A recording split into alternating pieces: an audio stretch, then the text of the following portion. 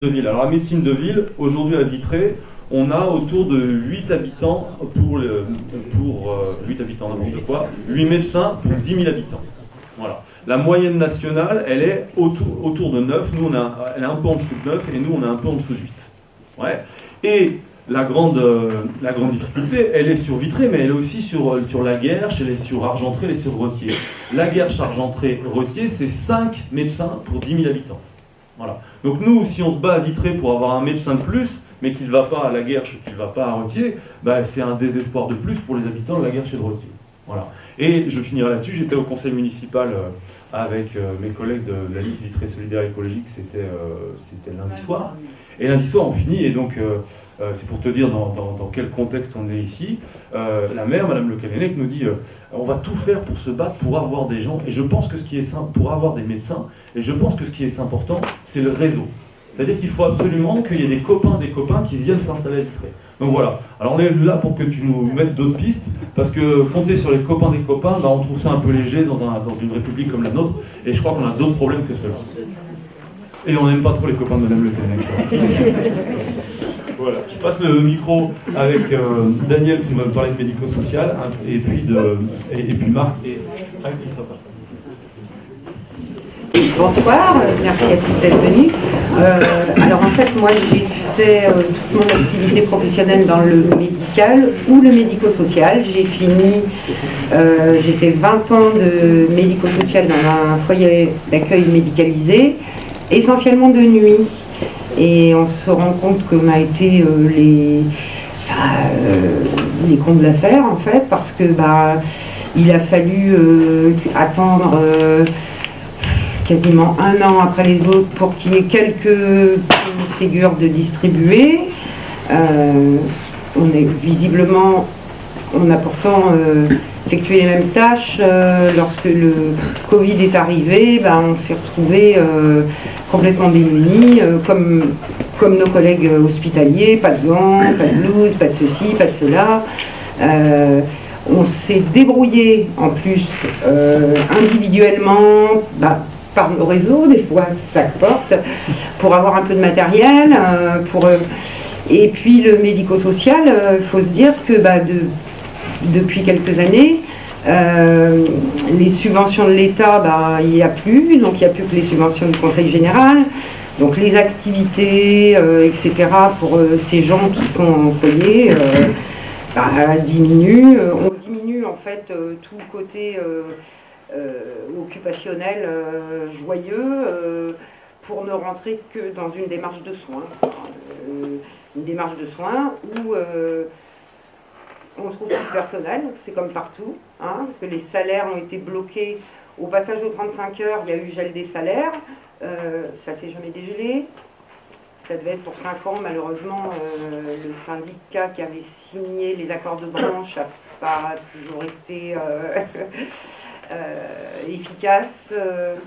Et puis, il n'y a pas d'établissement suffisant, pas suffisamment d'établissements. En fait, aujourd'hui, on peut accueillir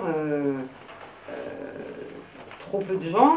Il y a des projets d'établissement comme où je travaillais, où on les garde jusqu'à leur décès, qu'on considère qu'ils sont chez eux. Mais il y a d'autres établissements où, passé un certain âge, c'est directement l'EHPAD qui n'est pas faite pour ça. En fait, ça s'est dégradé. Moi, j'ai vu en 20 ans le système dans lequel on avait quand même des privilèges de travailler dans ces conditions-là. On nous les enlève les uns derrière les autres. On rentre vraiment dans une démarche de soins d'hygiène, de corps. On n'a plus vraiment le temps d'être à l'écoute. En plus, moi, je travaille avec des lésés cérébraux qui, évidemment, n'ont plus de mémoire immédiate, etc. Et c'est hyper important de les resituer tout le temps, et dans l'espace et dans le temps. Comment faire, quoi? Comment faire? On ne nous apporte pas de solution, quoi.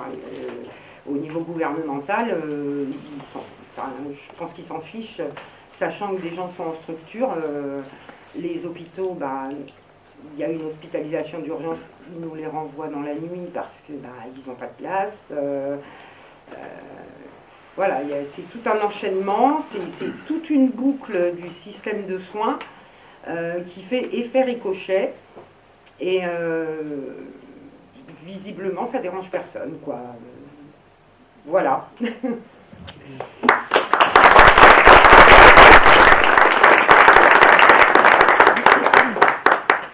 Je vais préparer un truc, mais en fait, je vais improviser. C'est bien. C'est bien. Donc moi, c'est Marc Moinière. Je suis sapeur-pompier professionnel. Je suis dans 49 à Segré, mais bon, ça pourrait se passer ailleurs. Donc Segré, c'est une petite ville de ruralité. En gros, il y a 17 000 habitants, parce qu'il y a un regroupement de communes, 17 000 habitants. Et donc moi, je suis dans un centre de secours mixte. Donc il y a des sapeurs-pompiers volontaires et des sapeurs-pompiers professionnels. Et en fait, nous, on se bat depuis plusieurs années, ça fait plus de 4 ans, parce qu'on est en sous-effectif la journée, parce que vous comprenez bien que les sapeurs-pompiers volontaires, la journée, ils travaillent. Ils ont un boulot, comme tout le monde, donc ils ne sont pas disponibles. Et donc, nous, en fait, les sapeurs-pompiers professionnels, c'est notre métier, on est là, en fait, la journée, et éventuellement la nuit dans les grandes villes. Le choix qui a été fait pour Segré, c'est qu'en fait, ils ont dit, on ne va pas mettre des pompiers professionnels 24 heures, parce que généralement, c'est des gardes de 24 heures.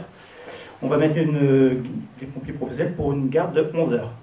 Comme ça, ça permet de combler le manque de sapeurs-pompiers volontaires la journée.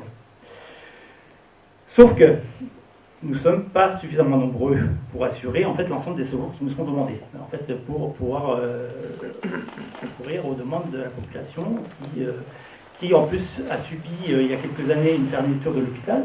L'hôpital a fermé à Segré, ça fait maintenant une bonne dizaine d'années. Donc plus d'urgence, plus de maternité. Donc vous connaissez aussi le problème de la désertification médicale. Donc plus de médecins ou très peu de médecins par rapport à la population, 17 000 habitants. Donc qu'est-ce qui se passe, c'est que forcément nous on est beaucoup plus sollicités. Donc plus d'hôpital et d'urgence donc sur la commune. Donc où est-ce que l'on va? De Segré, on va à Château-Gontier. Château-Gontier, c'est au moins 25 minutes, voire parfois une demi-heure pour s'y rendre. L'effectif, je ne vous l'ai pas encore donné sur Segré, ça va de 3 sapeurs-pompiers professionnels jusqu'à parfois 6.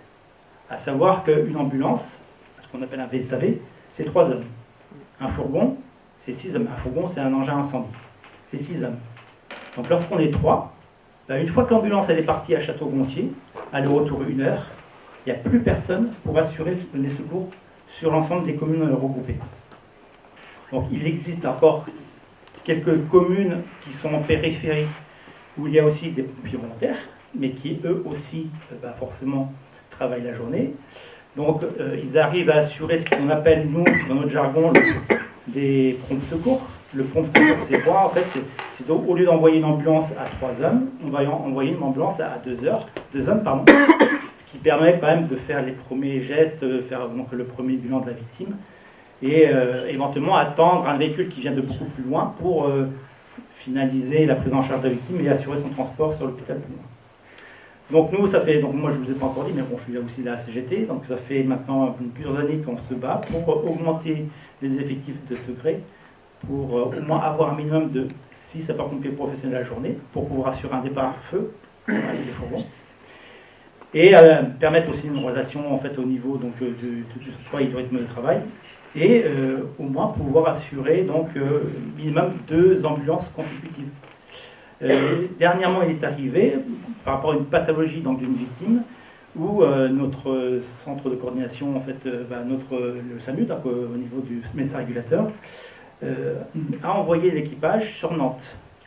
Donc Segré-Nantes, l'aller-retour, ça fait 3 heures. Donc ça veut dire que là, ce jour-là, en plus, il n'y avait que 3 sapeurs-pompiers professionnels sur place. C'est-à-dire que pendant 3 heures, il n'y avait plus personne sur le secteur. Voilà, tout simplement. Autre chose qui se passe, c'est que comme on n'est que 3 et qu'un fourgon, donc départ incendie, c'est 6 hommes, la semaine dernière, donc, il y a eu un feu sur la commune de Segré, dans la ville de Segré, qui était à 500 mètres de la caserne. Et ils étaient 3 de garde, moi j'étais pas là, mais ils étaient 3 de garde. Et ils ont fait venir le centre de secours de Candé. Candé qui est à plus de 30 minutes de l'intervention. Donc imaginez, ils partent pour feu. Donc imaginez le développement du feu. On dit qu'au bout d'une minute, on peut éteindre, Donc dans quelques secondes, on peut éteindre un feu de poubelle avec un dé à coudre, au bout de quelques minutes, c'est avec un seau, et au bout de 7 minutes, on peut être sur un embrasement généralisé dans une habitation. Et là, en fait, les secours arrivaient de Candé, donc 30 minutes plus loin. Donc mes collègues qui étaient de garde ont appelé forcément le centre de coordination, le centre opérationnel pour leur dire mais c'est pas acceptable d'attendre 30 minutes d'avoir faire quoi que ce soit. Donc, nous, on est encore 3, éventuellement, envoyez-nous, on fasse une reconnaissance, et s'il y a des personnes qui nécessitent un sauvetage, on pourrait éventuellement faire ce genre de choses. Donc, parce que par contre, ça dérogeait à notre texte, à notre réglementation. Ils n'ont pas voulu les engager avec un fourgon à 3. Donc, ils ont trouvé quand même un petit chemin détourné. Ils ont dit, on va vous engager sur la même adresse, mais pour une ouverture de porte. Donc, ils ont pris un véhicule qui n'était pas incendie, donc où il n'y avait pas d'appareil respiratoire isolant pour se respirer dans la fumée.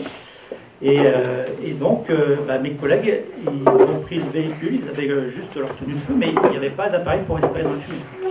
Donc, ils sont quand même arrivés sur les lieux, ils ont fait la reconnaissance, et il s'avérait que ce n'était pas si grave que ça. Et ils ont réussi à gérer en fait le problème et annuler le fourgon qui venait de Candé. Mais par chance, une fois de plus. Et ça se passe, on a toujours eu de la chance sur ce gré. C'est-à-dire qu'à chaque fois, la chance, il n'y a pas de conséquences par rapport aux sous-effectifs que l'on est. Et nous, on se plaint depuis des années, on parlait de manque de chance tout à l'heure, mais la population secréenne, elle a un manque de chance par rapport en fait au secours qu'il y a sur leur commune. Et nous, on ne l'accepte pas et on se bat contre ça. Mais forcément, les sapeurs-pompiers professionnels, ça coûte cher. Et ça coûte cher d'augmenter les effectifs professionnels sur une commune comme Saugré. En plus, c'est le fin fond du département. On ne les voit pas trop. Et voilà, on ne s'en occupe pas trop non plus. Ce qui est dramatique d'ailleurs.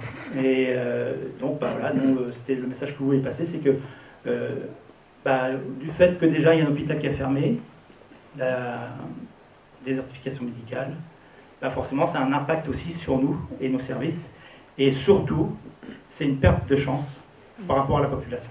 Voilà le message que je voulais passer.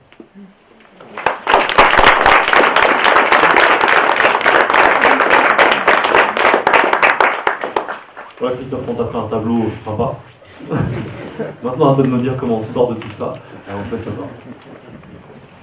Oui, merci de l'invitation, et puis merci à toutes les personnes qui se sont déplacées. Effectivement, la santé aujourd'hui, c'est une des premières préoccupations des Français. On a effectivement la question des salaires, et la santé, on l'a vu pendant la crise Covid, ça a été une vraie préoccupation, et qui a mis en lumière ce que l'on dénonçait depuis des années. Il faut savoir que la crise Covid est survenue au moment où l'hôpital était en grève depuis 1 an, en 2019, où, que disait-on? Vous avez fermé 100 000 lits en 25 ans, aujourd'hui, les malades meurent sur des brancards dans les services d'urgence parce qu'on ne peut pas les surveiller. Voilà, c'est ce qu'on disait. Déjà en 2019, on vous parle de la crise de la bronchiolite, en décembre 2019, il y avait déjà eu un mouvement avec les pédiatres et les urgentistes, parce qu'en décembre 2019, on avait déjà transféré des enfants hors de l'Île-de-France parce qu'il n'y avait plus de place. Paris est l'une des plus grandes métropoles mondiales. Et on n'est pas capable d'assurer la prise en charge de nouveau-nés ou d'enfants qui sont en détresse. Voilà. Donc, les choses ont été beaucoup plus brutales pendant la crise Covid, puisque nous avons manqué de lits. Le nombre de malades n'a pas été aussi important qu'on aurait pu le craindre, heureusement. Dans beaucoup de pays, les choses se sont passées beaucoup plus, sans moins de situations de crise qu'en France. Le problème de la France, c'est que nous n'avions que 5000 lits de réanimation. C'est-à-dire le même nombre de lits qu'il y a 20 ans, alors que la population vieillit, que les techniques se sont améliorées. Et là, on nous a un petit peu augmenté les lits, on ne les a pas vraiment augmentés. On n'était qu'à 5000 lits parce qu'il y en avait 1000 de fermés parce qu'on manquait de personnel au moment de la crise Covid. Là, on est à 6000 lits parce qu'on a rouvert les lits qui n'auraient pas dû être fermés. Mais on n'a pas augmenté le nombre de lits. Et surtout, on ne forme pas plus de réanimateurs qu'avant la crise, alors que nous manquons de réanimateurs déjà dans le pays. Donc on voit bien que tout ça était prévisible. Et c'était prévisible parce que c'est le résultat de politiques qui ont été menées depuis des années. C'est une stratégie organisée pour détruire les services publics. Pour une raison très simple, c'est que, en fait, pour les gens qui nous gouvernent, l'alternative, c'est le marché, c'est le privé. Et pour que le privé devienne incontournable, ben vous dégradez le service public. C'est la même chose pour l'école et l'université. Si l'école publique ou l'université publique à côté de chez vous n'est pas de très bonne qualité, vous voulez le mieux pour vos enfants. Donc vous allez lui payer l'école privée ou l'université où on vous dit que les chances sont meilleures d'avoir un diplôme qui permettra d'avoir un meilleur emploi. La même chose pour la santé. On est prêt à se saigner à blanc pour la santé. Vous voyez ? Sauf que ça, ce n'est possible que pour la population qui peut se le payer. Et le résultat de ces politiques, on les connaît. Le modèle de M. Macron, c'est le modèle américain. Ben écoutez, quand on prévoyait ce qui arrive aujourd'hui, on disait « Oh là là, vous êtes des catastrophistes, vous voyez toujours tout en noir ». Là, les chiffres viennent de sortir. L'espérance de vie aux États-Unis depuis 2014 diminue. Et l'an dernier, l'espérance de vie aux États-Unis était inférieure à l'espérance de vie en Chine. Et a priori, le système de santé chinois, c'est quand même pas le meilleur du monde. Donc il y a un problème. Et le problème, il est le suivant. Il y a aux États-Unis, ces dernières années, 60 000 morts par an par overdose. Alors c'est pas parce que les gens sont tous des toxicomanes. Ils font des overdoses à la morphine. Pour une raison très simple. C'est qu'ils ne peuvent pas faire les examens pour savoir pourquoi ils ont mal. Dans la plupart des maladies, on a mal. Donc ils soignent la douleur. Parce qu'ils ne peuvent pas payer le scanner, l'IRM, aller voir le médecin spécialiste. Donc ils commencent avec le paracétamol, ça ne suffit pas. On commence à leur prescrire de la morphine, ils deviennent dépendants de la morphine. Ils se procurent par des biais dérivés des doses de morphine de plus en plus importantes et on retrouve des morts par overdose à la maison. 60 000 morts par an. C'est 2 fois plus que le nombre de morts par arme à feu aux États-Unis. Les États-Unis sont les champions du monde du nombre de morts par arme à feu. Voilà. Et le résultat, c'est que l'espérance de vie diminue. Voilà. Hein ? Et donc, c'est ce qu'on nous prépare aujourd'hui. Parce que les indicateurs sont en train de décrocher en France. Alors que l'espérance de vie entre les plus favorisés et les moins favorisés depuis 40 ans diminuait en France, elle recommence à augmenter. Et elle est très importante. Le différentiel d'espérance de vie entre les plus favorisés et les moins favorisés, vous savez de combien il est ? Quand on vous parle de mettre tout le monde à la retraite à 64 ans. Les 5% les plus favorisés, le différentiel entre les 5% les plus favorisés et les 5% les moins favorisés, différentiel d'espérance de vie, 13 ans. Quand on regarde la santé des jeunes, donc qui sont les adultes de demain, en particulier des jeunes dans les zones les plus pauvres, nous avons une épidémie d'obésité. Dans mon département, en Seine-Saint-Denis, c'est une catastrophe. Parce que les gens, ils mangent de la merde, parce qu'ils ne peuvent pas se payer des vrais repas, que l'on diminue la qualité des repas dans les cantines, qu'il n'y a même plus de repas dans un certain nombre de cantines, que dans les restaurants universitaires, aujourd'hui, pour le ticket, vous n'avez plus un repas complet avec entrée, plat, dessert, on vous donne un sandwich. Voilà. Donc ça a des conséquences sur la santé. Alors, on nous parle de la prévention, d'accord, mais la première prévention, c'est de pouvoir manger correctement. Hein, déjà, équilibré. Donc on est dans une situation, vous voyez, c'est le système, l'organisation de la société qui pose problème. Et pourquoi je vous dis ça ? Parce qu'il faut comprendre comment on peut élaborer les solutions. Pour élaborer les solutions, il faut sortir de cette logique qui nous a été imposée à partir du tournant des années 80, pour les plus vieux, Thatcher en Grande-Bretagne, Reagan aux États-Unis, Delors et Bérégovoy en France, qu'on commençait à nous dire... Oui, on se rappelle, je le disais tout à l'heure, on avait Montand et Tapie à la télé qui nous expliquaient que l'avenir, c'était que tout le monde monte son entreprise. Et puis maintenant, ils ne sont pas qu'à la télé, on a le même comme président de la République. Il nous explique que pour trouver du boulot, il suffit de traverser la rue. Alors, je ne sais pas si vous connaissez Le groupe Les Goguettes, Ouais. ça vous dit quelque chose? Bah, si je suis aussi caricatural que Macron dans mon expression, je reprends Les Goguettes. Si on veut qu'il y ait plus d'emplois, il faut mettre plus de feux rouges et le passage clouté. Ça permettra que plus de gens puissent traverser la rue dans de bonnes conditions et il y aura moins de chômage. Ah, écoutez, quand on a... Enfin, hein, c'est intellectuellement... c'est quand même lamentable qu'un président de la République se permette de dire ça. Donc, le problème aujourd'hui, c'est de savoir, sur les services publics, pompiers, la santé au sens large, les pompiers aujourd'hui, 80% de leurs interventions, c'est le secours à personne, c'est-à-dire, voilà, ça relève de la santé au sens large. Eh bien, la question, c'est de savoir si la santé relève du service public, dans le cadre de l'aménagement du territoire, et qu'on lui donne les moyens de travailler. Il n'y a pas encore... Il commence à y avoir des pompiers privés, hein, dans un certain nombre d'entreprises, etc. Ils commencent à en mettre un certain nombre. Hein, comme ils sous-traitent des opérations de police à des sociétés privées, etc. Hein, et bon. Mais le problème aujourd'hui, dans le système de santé, c'est de savoir si effectivement, eh bien, on respecte un principe constitutionnel qui est l'égalité de traitement de tout citoyen, quel que soit son lieu de résidence sur le territoire, ce qui n'est plus le cas aujourd'hui. Donc, on est dans un système qui déjà a été en partie privatisé. Regardez, vous avez des hôpitaux, des cliniques privées. Le secteur qu'on a le plus largement privatisé depuis les années 90, c'est ce qu'on appelle la silver economy, l'or gris, les EHPAD. On a vu ce que ça a donné avec le scandale de l'Orpea. Mais aujourd'hui, il n'y a pas trop de services publics de santé en France. Nous sommes le pays d'Europe où le secteur privé à but lucratif d'hospitalisation est le plus puissant. Il n'y a pas trop d'hôpitaux en France, il y a trop de cliniques.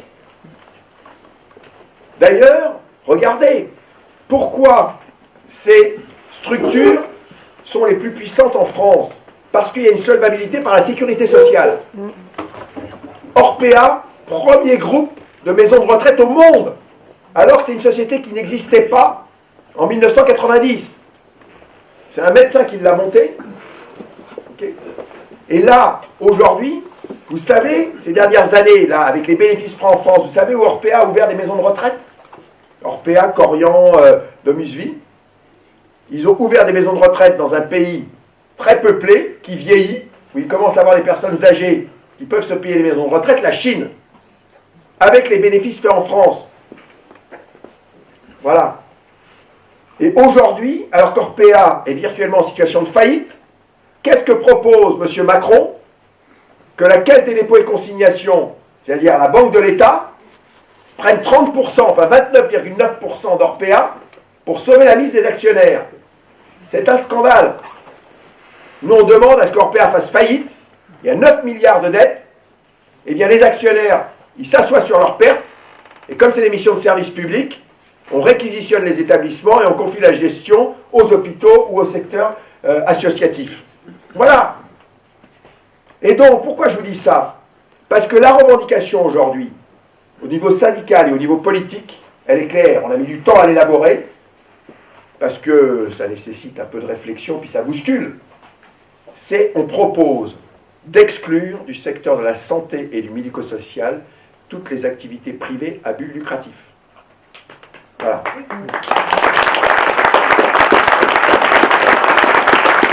Et est-ce que ce serait un doux rêve des islamo-gauchistes que nous sommes? Entre autres. Voilà. Eh bien non. Si aujourd'hui, nous faisions un référendum avec cette question, est-ce que la santé, le secteur de la santé et du médico-social doit relever exclusivement du secteur public et qu'on en exclut les activités marchandes, on gagne le référendum. Et si on gagne le référendum, eh bien, que ce soit le Conseil constitutionnel en France ou la Commission européenne, avec la liberté d'entreprendre et la concurrence libre et non faussée, on les renvoie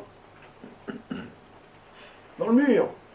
Parce que nous, on dira, eh bien, on a la légitimité du référendum, et donc, plus d'agrément sécurité sociale pour les établissements privés à but lucratif. S'ils n'ont plus d'agrément sécurité sociale, bah, écoutez, il restera peut-être quelques maisons de retraite et quelques cliniques pour les très riches, qui paieront la totalité des soins de leur poche, mais pour le reste, on récupérera les établissements sans aucun problème. Voilà. Ça, c'est la première chose. La deuxième chose, c'est, oui, mais mon brave monsieur, tout ça, ça coûte très cher. Donc où va-t-on trouver l'argent? Ben déjà, de l'argent, il y en a qui est mal utilisé. L'autre principe sur lequel on veut que notre système de santé et de protection sociale soit basé, c'est la sécurité sociale. Et la sécurité sociale qu'on appelle intégrale. Collecteur unique de cotisation et payeur unique. C'est-à-dire, on va vers la disparition des assurances maladie complémentaires, qui sont des assurances. Ne parlez plus de mutuelles. Ce sont des assurances. Et la grande différence entre votre cotisation sécurité sociale et une assurance maladie complémentaire, c'est que vos cotisations de sécurité sociale, elles sont en fonction de vos revenus, alors que votre prime de mutuelle, c'est en fonction des remboursements que vous voulez avoir, quels que soient vos revenus. Il y a une petite différence quand même.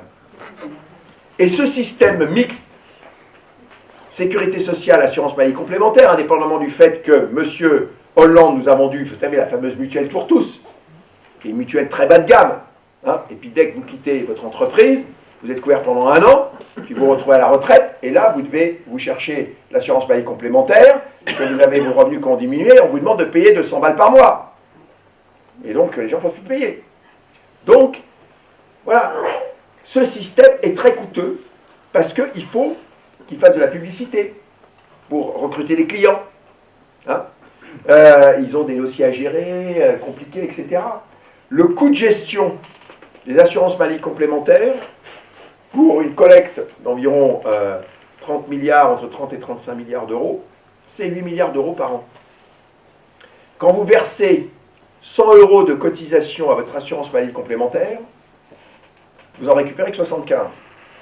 Dans 25% de frais de gestion. Quand vous versez 100 euros à la sécurité sociale, vous en récupérez 95. La sécurité sociale, n'en déplaise à certains, les services se sont dégradés. Oui, on ne peut plus les avoir au téléphone, il faut tout régler par Internet, etc. Mais c'est très bien géré et les coûts de gestion sont faibles. Donc, si on a simplement une seule ligne sur notre fiche de paye, sécurité sociale, on aura en prestation 8 milliards de plus. Voilà. Et ça simplifiera les choses, ce d'autant que, aujourd'hui, pourquoi je me dis ne parlez plus de mutuelle? Parce que sur le marché de l'assurance maladie complémentaire, ceux qui aujourd'hui gagnent des parts de marché, ce ne sont pas les mutuelles, justement, ce sont les assurances AXA, Generali, Allianz, etc. Par contre, les mutuelles, qui sont un acquis du mouvement ouvrier et qu'on veut garder dans l'économie sociale et solidaire, elles pourront récupérer en gestion les EHPAD, les cliniques, qu'on piquera au privé. Ça, c'est leur rôle, en construire. Parce que la grosse différence, oui, aujourd'hui, il manque de personnel dans les EHPAD. Partout, dans le public et dans le privé. On est à un taux d'encadrement qui est aux alentours de 0,6 pour 1 résident. 0,6 personnel pour 1 résident. On demande du 1 pour 1. On est tellement en retard qu'il faut créer 200 000 emplois quand même. Hein. Okay. Mais la grosse différence entre un EHPAD public et un EHPAD privé, c'est que dans l'EHPAD public, en moyenne, vous payez 2 000 euros par mois. Dans un EHPAD privé, c'est 3 000 euros. La différence, c'est ce qui va dans la poche des actionnaires. Voilà. Donc vous voyez que la question de l'argent, il faut la traiter de manière globale. Hein, ce n'est pas toujours demander plus, toujours au même. C'est aller chercher là où il est et où il est utilisé à toute autre chose que ce pourquoi au départ il était prévu. Alors après, la question aujourd'hui, c'est la question du personnel, ce que tu disais.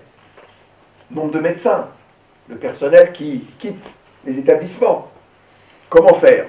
Déjà, sur les médecins, on en discutait avec le collègue urgentiste de l'hôpital de Vitré. Aujourd'hui, nous avons quand même beaucoup de médecins. Mais ils ne sont pas forcément au bon endroit et ils ne sont pas affectés forcément aux tâches les plus utiles. Ce que l'on demande, c'est que ce qu'on appelle la permanence des soins, c'est-à-dire le fait que vous puissiez avoir un médecin la nuit, le week-end, aller aux urgences, soit assuré par l'ensemble des médecins, qu'on rétablisse dans le Code de la santé publique, ce qui a été supprimé en 2002 par M. Mattei, médecin lui-même, ministre de la Santé de M. Chirac, qu'on rétablisse l'obligation de participation à la permanence des soins, c'est-à-dire que l'ensemble des médecins travaillent de temps en temps, la nuit, le week-end. Si on fait ça, on exclura bien sûr les hyperspécialistes, ceux qui ont des problèmes de santé, etc. Mais si on fait ça, pour chaque médecin, c'est une garde à peu près toutes les 6 semaines. Vous voyez, en termes de contraintes, ça va. Après, le problème, c'est que font les médecins? Est-ce qu'ils restent dans leur cabinet avec prise de rendez-vous sur Doctolib? Non. La population vieillit et il y a une répartition inégale des médecins. On demande à ce que les médecins privilégient ce qu'ils ont abandonné ces dernières années, la visite à domicile. Alors on peut leur donner les moyens. Vous voyez, je suis mandaté par la CGT au conseil d'administration de la Caisse nationale d'assurance maladie. On leur a fait comme proposition. Oui, les médecins, on comprend leurs difficultés pour travailler. C'est les visites à domicile, ça prend du temps, la fatigue, la conduite, etc. Pas de problème. On peut leur fournir la voiture et le chauffeur. Une voiture et un chauffeur pour un médecin qui fait des visites la nuit, ça ne coûte pas plus cher que 2 sorties de BSAV pompiers. Vous voyez? Donc, et ça sera beaucoup plus utile, et il faut que les médecins travaillent différemment. Les médecins, il faut qu'ils travaillent avec une infirmière, enfin avec des infirmières. C'est-à-dire, ils passent à la maison, ils font les prescriptions, et puis ils passent le matin, l'après-midi, l'infirmière passe, ou ils passent le soir, l'infirmière passe le lendemain matin, pour que les soins puissent être faits sans qu'on soit obligé d'amener la personne avec un véhicule pompier, qui coûte quand même dans les impôts locaux, parce que c'est financé par le département, ça coûte entre 300 et 400 euros, le déplacement d'un BSAV, dans vos impôts locaux, quand même. Ça permettra de maintenir les gens à domicile. Voilà. Alors après, comment doivent travailler ces médecins? Est-ce que on peut continuer à les rémunérer à l'acte? Vous savez, les 25 euros que vous payez. Chez le généraliste, chez le spécialiste, c'est variable, puisqu'ils adaptent les dépassements d'honoraires selon, ça c'est le code de déontologie, selon tact et mesure. Donc c'est quoi le tact et la mesure? Mais qu'est-ce que vous faites dans la vie?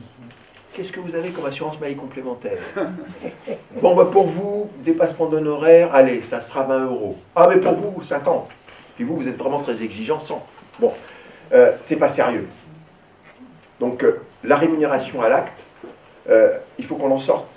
D'une part, parce que ça entraîne ces dérives, mais surtout parce que les besoins des patients du XXIe siècle ne sont pas ceux du XXe siècle. Au XXe siècle, c'était assez simple. Population relativement jeune, vous allez vers le médecin, vous avez une maladie, il faisait un diagnostic, il vous donnait un traitement, vous étiez guéri. Aujourd'hui, 60% des dépenses de la sécurité sociale, ce sont les plus de 50 ans qui ont des maladies chroniques. Et la maladie chronique, il y a une grosse différence, ça se soigne mais ça ne se guérit pas. Donc ça nécessite une prise en charge complexe, qu'on appelle multiprofessionnelle, médecin, infirmière, kiné, diététicienne, etc., etc. Donc on ne peut pas additionner les actes. Vous voyez ? Donc il faut que vous soyez pris par une équipe et que les gens soient salariés d'une structure qui s'appelle un centre de santé que vous implantez là où sont les besoins. Voilà. Et dans ce cas-là, ça répond effectivement à la fois aux besoins de la population, mais aussi aux aspirations des jeunes médecins qui aujourd'hui disent clairement, moi je veux bien faire de la médecine, mais je ne veux pas gérer une entreprise. Je préfère être salarié. Voilà. Parce que quand les médecins vous disent, oh là là, je travaille 70 heures par semaine, mais on dit, peut-être que tu travailles 70 heures par semaine, mais tu es en libéral, tu travailles 70 heures par semaine, mais pendant combien de temps tu vois des patients réellement? Parce que tu vas au conseil de l'ordre, tu vois ton comptable, tu fais je ne sais pas trop quoi, enfin bref, bon, dans le système informatique, non. Moi je préfère que le médecin, il travaille voyez, aux 35 heures cadre, qu'il soit correctement rémunéré et qu'il fasse que de la médecine et qu'il y ait des comptables, des administratifs, des logisticiens, etc. Et puis l'intérêt du centre de santé, c'est quoi? C'est que c'est une structure où il y a plusieurs professionnels de santé. Si votre médecin n'est pas là, le centre il peut être ouvert de 8h à 22h. Si votre médecin n'est pas là, c'est son collègue qui vous voit. Puis avec le système informatique local, on a accès à votre dossier, et puis voilà, puis il y a un suivi. Et alors, est-ce que ça aussi, ce serait un doux rêve de collectivistes, les centres de santé avec des professionnels de santé qui sont salariés. Bah écoutez, dans le département de Saône-et-Loire, vous voyez la Saône-et-Loire, bon, c'est sympa, comme l'île-et-Vilaine, bon, il n'y a pas le TGV. Enfin si, à la limite, quoi, mais quand on est en fin fond de la Saône-et-Loire, c'est compliqué d'accéder. Bon, difficulté de trouver des médecins. On a expliqué au président du conseil départemental, faites donc, et puis au maire, construisez donc des maisons de santé. Puis viendront les médecins, si vous leur fournissez une maison. Bon, ils ont construit des maisons de santé pluriprofessionnelles, puis les gens ne sont pas venus. Bon, là, les collectivités locales ont dépensé des sous, ils ont eu des bâtiments, personne ne vient. On a dit, allez donc chercher des médecins roumains. Ah, ils sont allés chercher les médecins roumains, ils sont venus, puis ils ont dit, ah, la Saône-et-Loire, c'est pas terrible, on s'en va. Et puis, finalement, le président du conseil départemental, il s'est dit, mais quand même, les centres de santé, il y a des endroits où ça marche, on va tenter le coup. Il tente le coup. Donc, il crée un centre de santé départemental, qui est la structure juridique, 35 lieux d'exercice. Il dit, je vais embaucher 30 médecins. Il embauche 30 médecins, aujourd'hui, il y a 70 médecins, dont 20 spécialistes en lien avec l'hôpital, c'est-à-dire qu'ils sont à l'hôpital, qui vont faire des consultations, vous voyez, 2 demi-journées par semaine, dans les centres de santé. Et comme ça, pour les patients, c'est très bien, parce que s'il y a besoin d'être hospitalisé, le spécialiste dit, bah, vous venez dans mon service à l'hôpital, à Châlons. Et alors, quel est le retour des médecins? On a eu dans un journal, qui est un journal pour la médecine libérale, vous voyez, très, très axé sur la liberté d'installation, la rémunération à l'acte, puis une interview d'une médecin qui était dans un cabinet à 2 à Aubagne. Vous voyez, Aubagne, sympa. Hein, bon. Son collègue décède, elle retrouve personne pour le remplacer, donc elle frise l'épuisement professionnel, elle ferme le cabinet, elle va se faire embaucher en Saône-et-Loire, salariée. Et elle dit, je revis. Donc elle passe d'Aubagne, où elle peut aller à la plage, si elle a du temps libre, et voilà, parce qu'elle dit, mais je fais que de la médecine. Voilà. Et je suis dégagé de tous les autres problèmes. Voilà. Donc ça fonctionne. Et alors, ce qui est génial, c'est que ce monsieur, qui est un élu local, respectable, monsieur Akari, il a sa carte chez les Républicains. Donc si c'est possible en Saône-et-Loire, avec quelqu'un qui est adhérent chez les Républicains, et que le modèle marche, puisque ça marche depuis plusieurs années, on devrait pouvoir le généraliser à l'ensemble du territoire national. Et c'est ce qu'on propose. C'est-à-dire qu'on ne dit pas, on ne fait pas la proposition comme celle qui a été faite là par notre cher ministre de la Santé. J'ai une solution. Donc, les jeunes là, qui sont dans la spécialité la plus merdique, qui est la spécialité de médecine générale, hein, parce qu'elle est, aujourd'hui, les premiers à l'examen classant national qui vous permet de choisir la spécialité, vous savez ce qu'ils choisissent comme spécialité aujourd'hui? Une spécialité hyper utile dans le cadre de la crise sanitaire que l'on rencontre aujourd'hui. Chirurgie esthétique. Bon. Et si vous choisissez la médecine générale, c'est que vous êtes un gros nul, quoi, concrètement, aujourd'hui. Bon. Donc, la solution du ministre de la Santé, c'est de dire, ah, comme vous n'êtes pas des hyper spécialistes, vous n'avez que 3 ans d'internat, les autres ont 4 ans, voire 5 ans, on va vous mettre une 4e année d'internat, mais c'est pas pour que vous appreniez mieux, hein, c'est pour que vous allez travailler là où personne ne veut aller. Alors, d'une part, je comprends qu'ils soient un peu en colère, les jeunes, mais c'est méprisant pour la population. C'est-à-dire qu'on va envoyer là où c'est déjà le désert médical, où le boulot est le plus dur, les moins expérimentés, qui vont rester 6 mois, peut-être 1 an, s'ils renouvellent, s'ils restent l'ensemble de leur année internat, puis après ils s'en vont. C'est se foutre de la gueule du monde. Donc, c'est sûrement pas ça la solution. Par contre, nous, ce qu'on dit, c'est les médecins, ils sont formés dans les universités publiques, ils sont payés par la sécurité sociale, même s'ils sont libéraux, ils sont salariés indirects de la sécurité sociale quand même. C'est quand même s'il n'y avait pas la sécurité sociale, avant qu'il y ait la sécurité sociale, les médecins, selon les régions, à la campagne, ils étaient payés en patates, en canard ou en poulet. Ceux qui soient les riches, ils gagnaient bien leur vie, mais bon, ce qui a permis que les médecins gagnent bien leur vie, c'est la sécurité sociale. Donc, de dire aujourd'hui, écoutez, vous sortez de la fac de médecine, vous êtes 10 000 par an, on ouvre 10 000 postes. Puis vous voyez où vous installez. Mais on n'ouvre que 10 000 postes, qui seront des postes agréés, pris en charge par la sécurité sociale. Donc on va ouvrir des postes dans les centres de santé, ou qu'on va implanter là où il y a les besoins, pour qu'il y ait effectivement une densité médicale qui soit à peu près homogène sur tout le territoire, dans les hôpitaux de la même manière, voilà, parce que aujourd'hui, je vais y venir aux hôpitaux, il faut maintenir un maillage d'hôpitaux qui irrigue le territoire pour assurer la sécurité de la population. Donc ça, ce sont des solutions qu'on peut mettre en œuvre très rapidement, en négociant avec les principaux intéressés, droits et devoirs, mais on n'impose pas comme ça de manière brutale aux gens des mesures comme celles qui sont proposées par le ministre, qui par ailleurs est médecin. Mais vous savez, la santé, c'est une question politique trop importante pour la confier à des médecins. Il ne faut jamais mettre un ministre de la Santé médecin, parce qu'il va défendre avant tout sa profession. Mais il ne fait que ça, là, le ministre, aujourd'hui. Il ne sert qu'à ça, parce que de toute façon, qui décide, c'est Bercy. Braun, je connais depuis 25 ans. Il est là pour aller serrer les paluches des médecins et faire qu'ils ne gueulent pas trop. Voilà, c'est à ça qu'il sert aujourd'hui, avec le Conseil national là, de la refondation. Là, il se promène, là. Non, donc ça, c'est la première chose, donc des centres de santé, maillage du territoire. Et aujourd'hui, ces centres de santé, comment on peut les gérer? Ça peut être attaché à des hôpitaux, c'est ce qui existe aujourd'hui avec ce qui se fait en psychiatrie, les centres médico-psychologiques qui sont rattachés à des hôpitaux. Ça peut être géré par des collectivités locales, ou la mutualité, ou ça peut être géré de manière mixte, les collectivités locales ou la mutualité qui investissent dans les locaux, et la gestion peut être assurée par les professionnels de santé avec un statut coopératif. Vous voyez, donc on n'est pas pour une étatisation, tout le monde fonctionnaire, on peut trouver des solutions, mais les professionnels de santé ne seront plus rémunérés à l'acte, ils seront salariés. Et on financera la structure avec un financement différencié en fonction de l'analyse des besoins de la population, qui ne sont pas les mêmes à Vitré, à Charleville-Mézières, à Douai ou au Blanc. Vous savez où c'est le Blanc? Le Blanc, c'est dans l'Indre. Et le premier hôpital, ils ont un petit hôpital, mais qu'ils sont en train de détruire, et après, c'est à 60 bornes. Voilà, dans l'Indre. Il n'y a pas de 4 voies. Vous ne savez même pas où c'est l'Indre. Il y a une grande ville dans l'Inde, Châteauroux. Depuis qu'il n'y a plus la base de l'OTAN, ça a bien régressé, Châteauroux. Bon. Donc, voilà, les centres de santé.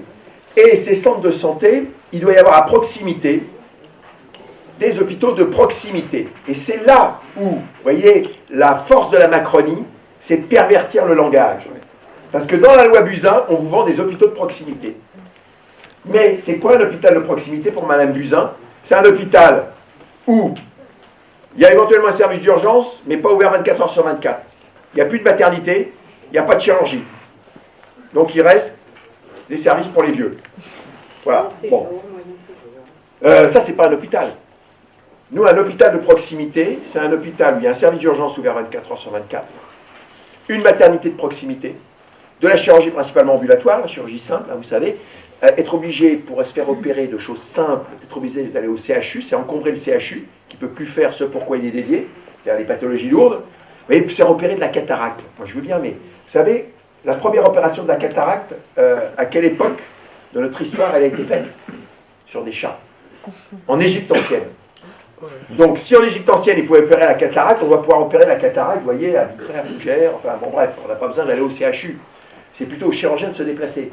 Si on fait de l'ambulatoire, c'est le chirurgien qui se déplace, pas le patient. Voilà. Donc, ça, c'est important. Et après, c'est la question de la sécurité.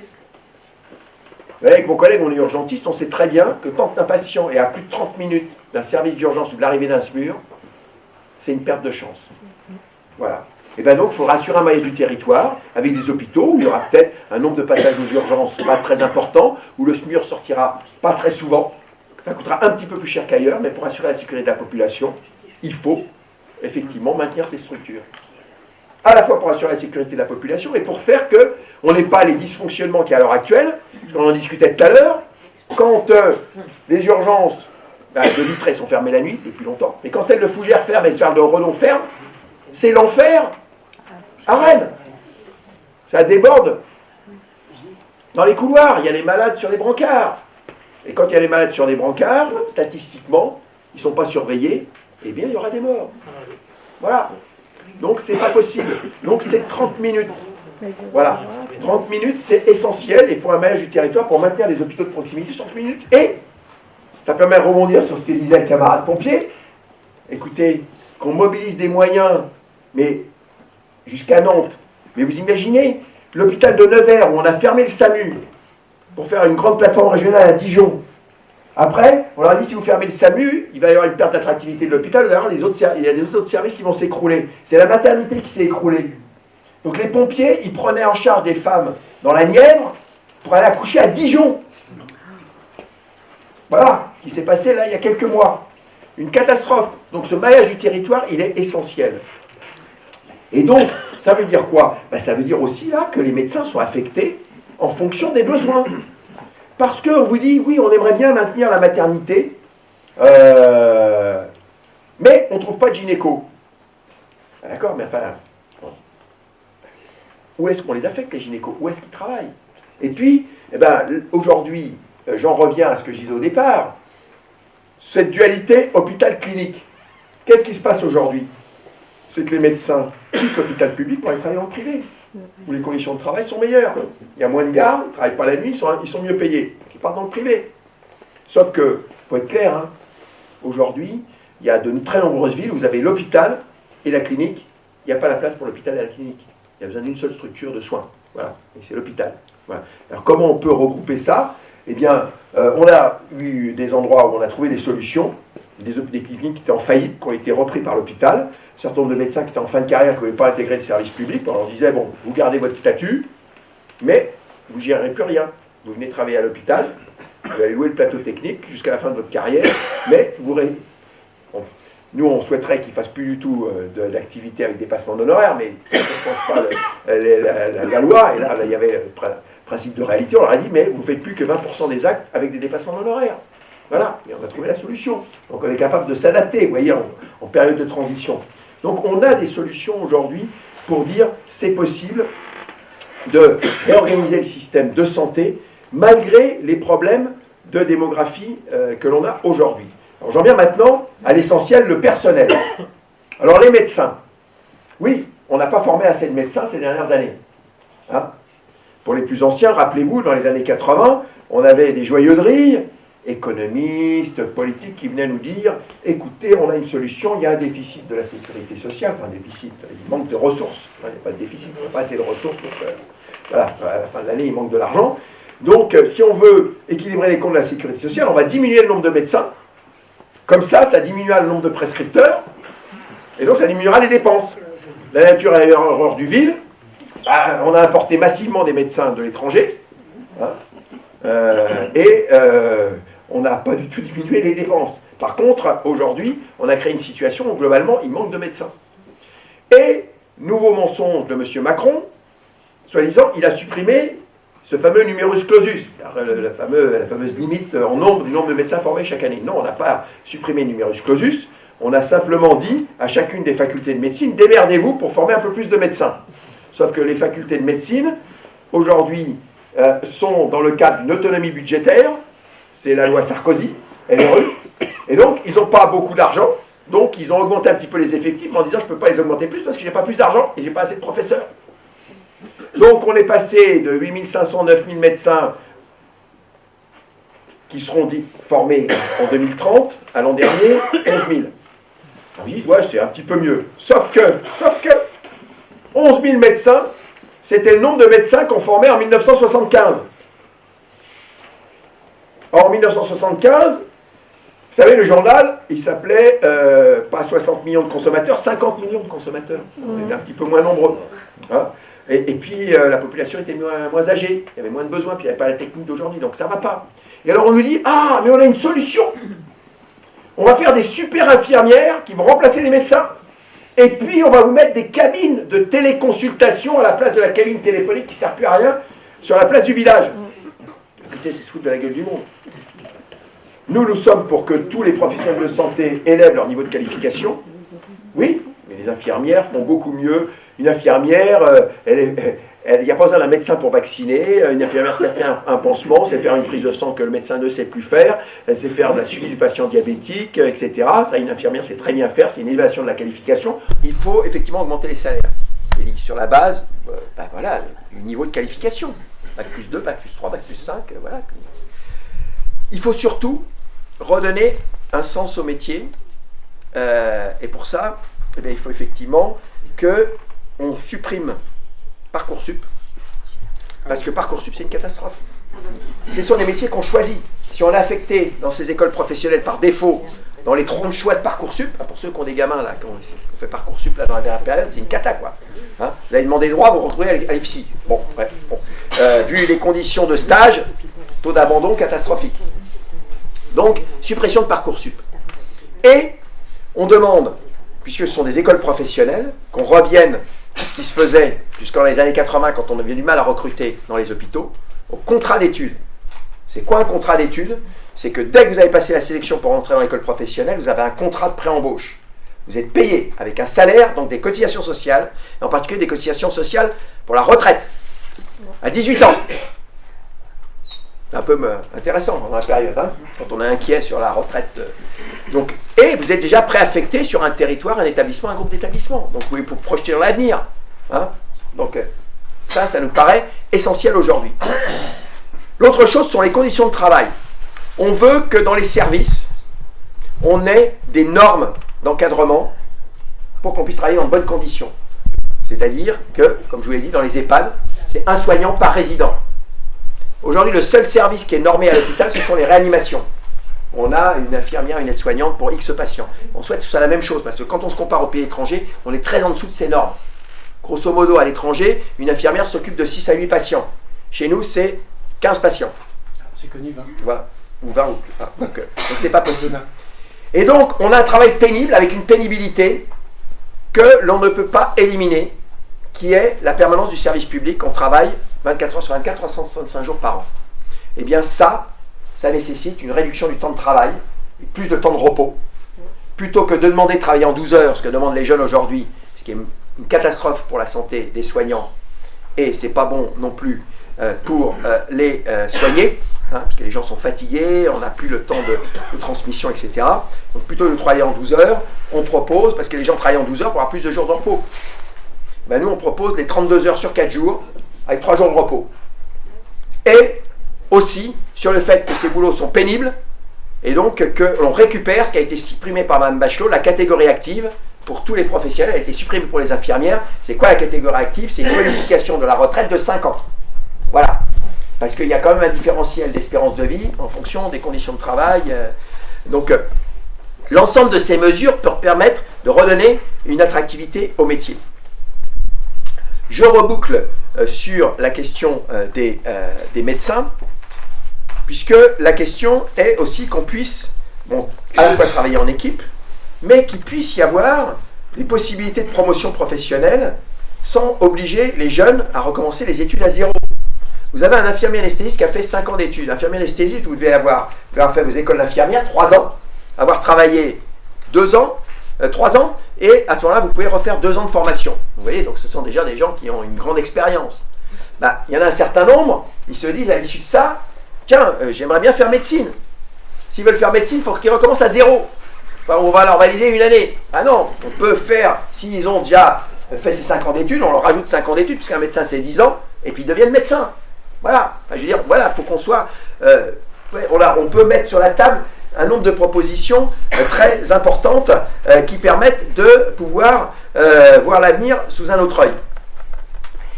Alors maintenant, pour les patients, qu'est-ce que ça change? Déjà, à votre avis, qu'est-ce que ça change un médecin salarié pour vous? Un médecin, s'il est salarié, il n'y a plus de dépassement d'honoraires. Voilà. Si vous avez la sécurité sociale, comme je vous l'ai dit, collecteur unique, payeur unique de cotisation. Vous venez qu'avec votre carte vitale. Il n'y a pas besoin de la carte bleue. Et puis surtout, vous avez des centres de santé qui sont disséminés sur le territoire. Tout le monde a un médecin traitant. Alors qu'aujourd'hui, 6 500 000 personnes en France n'ont pas de médecin traitant, dont 600 000 personnes atteintes d'infections de longue durée. C'est-à-dire des gens qui sont 100% sécu, qui n'ont plus de médecin traitant. Là, on a fixé comme feuille de route au directeur général de la CNAM que dans le cadre de la négociation de la convention médicale, là, la première ligne, c'est dans 1 an, les 600 000 personnes en affection de longue durée ont un médecin traitant. Parce que ces gens-là, autrement, on les voit aux urgences, en situation dégradée, parce qu'ils n'ont pas de suivi médical. C'est pas possible. Vous voyez, donc, et je termine, parce que j'ai déjà été assez long, sur, mais mon brave monsieur, le pognon, la dette qu'on va laisser à nos enfants. Parce que tout ça, ça va coûter, la peau du cul. Alors, déjà, la dette qu'on va laisser à nos enfants. c'est pareil, hein, c'est comme il suffit de traverser la rue pour trouver un boulot, quoi. Intellectuellement, c'est se foutre de nous, quoi. Parce que, je sais pas vous, mais... Alors, je sais pas en Bretagne, je connais pas les traditions, mais... est-ce que vous avez des caves avec des machines à imprimer pour produire des billets? Non, il y a beaucoup de granit, c'est dur d'avoir une cave ici. Hein. Bon, déjà, ça limite, hein. Ça limite. Parce que comparer le budget de l'État au budget familial, c'est se foutre de la gueule du monde. L'État imprime des billets. Voilà. Quand vous avez une dette, pourquoi vous ne pouvez pas emprunter sur plus de 30 ans? Parce que c'est l'espérance de vie. Vous empruntez à 30 ans si vous avez 20 ans. Les États, ils peuvent emprunter, mais sur des temps très très longs. L'Angleterre, qui n'était pas encore la Grande-Bretagne, a battu Napoléon. Vous vous rappelez ça? Bon. Il a fallu du pognon pour construire des bateaux, des canons, etc. L'emprunt anglais de 1814, ils ont fini de le rembourser en 1950. Vous voyez? Donc la dette en tant que telle qu'on la présente, c'est de la foutaise. Déjà, première chose. Parce que c'est ce qu'on lui dit, il ne faut pas qu'on dépense trop parce qu'on va laisser de la dette à nos enfants. Non. Et d'autre part, il y a le problème majeur, il est simple. Hein. La révolution libérale, que je vous ai exposée tout à l'heure, sur les 40 dernières années, c'est quoi en termes économiques? C'est que 10% de la richesse a basculé des salaires vers les profits. Voilà, 10% de la richesse produite. C'est la raison pour laquelle aujourd'hui, alors que vous aviez des patrons qui étaient payés dans un rapport entre le SMICAR et le salaire du PDG de Renault, c'était 1 à 40. Là, tout à l'heure, on me citait, comment il s'appelle, Le Duf, là? Mon copain Le Duf. Ouais, ton copain Le Duf, là, son salaire, enfin, on n'a pas toutes ces, mais c'est de 1 à 1500. Voilà, bon, vous voyez, donc, est-ce qu'il a besoin de 1500 hein? Peut-être qu'un à 40, ça suffit, quoi. Hein, bon, surtout, la question, c'est que si, aujourd'hui, on est sur la problématique d'augmentation des salaires, hein, puisqu'il y a de l'inflation, si on augmente les salaires, on augmente les cotisations sociales. Donc, on a plus d'argent pour la sécurité sociale. Bon, ça, c'est de la macroéconomie. De manière plus précise, aujourd'hui, ce que l'on réclame, je vous ai dit tout à l'heure, déjà, si on a un seul collecteur de cotisation, on économise 7 à 8 milliards d'euros de frais de gestion des assurances maladie complémentaires. Il y a une autre chose que connaissent bien les hospitaliers sur la fiche de paie qui s'appelle la taxe sur les salaires. La taxe sur les salaires, c'est un impôt prélevé par l'État sur les salaires des hospitaliers, donc sur l'argent de la sécurité sociale. Ça date d'il y a très longtemps. C'était sur l'idée que vous aviez d'un côté les activités marchandes où il y avait la TVA, et les activités non marchandes où il n'y avait pas de taxe. Donc on met une taxe sur les salaires, sur les activités non marchandes.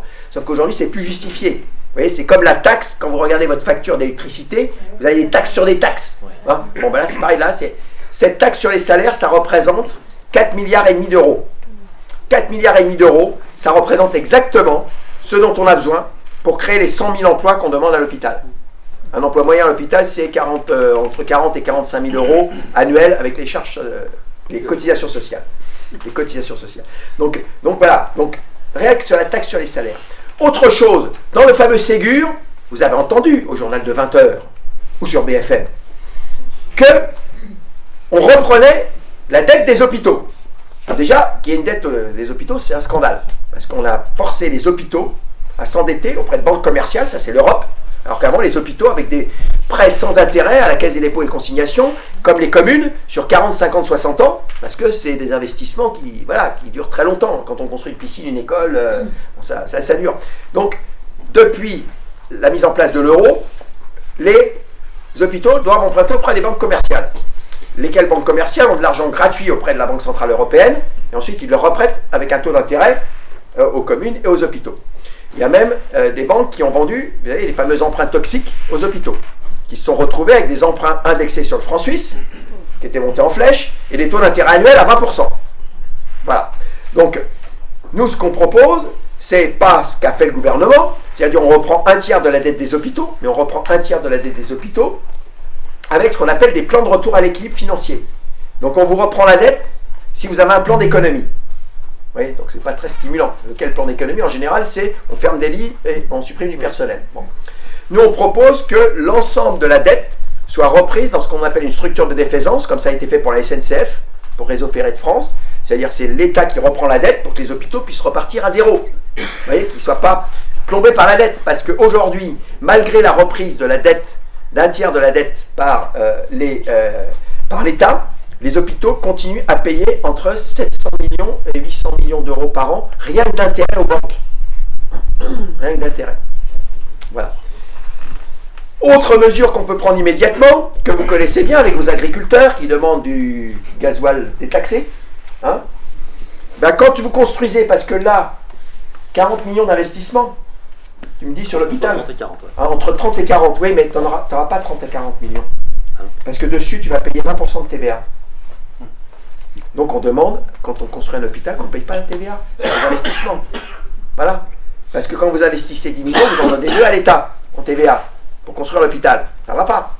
Donc oui, il y a plein de mesures techniques qui paraissent techniques qu'on peut prendre immédiatement pour pouvoir déjà donner un peu de respiration à l'hôpital avant qu'on ait pris le pouvoir et qu'on ait instauré le socialisme. Voilà. Donc, il y a des solutions. Et aujourd'hui, ce qu'il faut comprendre, c'est que si on ne dit pas à la population qu'on peut trouver des solutions, et qui sont des solutions, vous voyez, valides. Je vous ai cité Monsieur Akari sur les centres de santé. Donc l'expérience a été validée, on peut la généraliser à l'ensemble de la France. Voilà. Quand je vous dis supprimer les assurances maladie complémentaires, on me dit ça va être très compliqué. Ben, attendez, très compliqué. Vous êtes à l'autre bout de la France, de là où ça existe déjà. Le système Alsace-Moselle, le régime particulier Alsace-Moselle. C'est déjà comme ça que ça fonctionne. Vous voyez?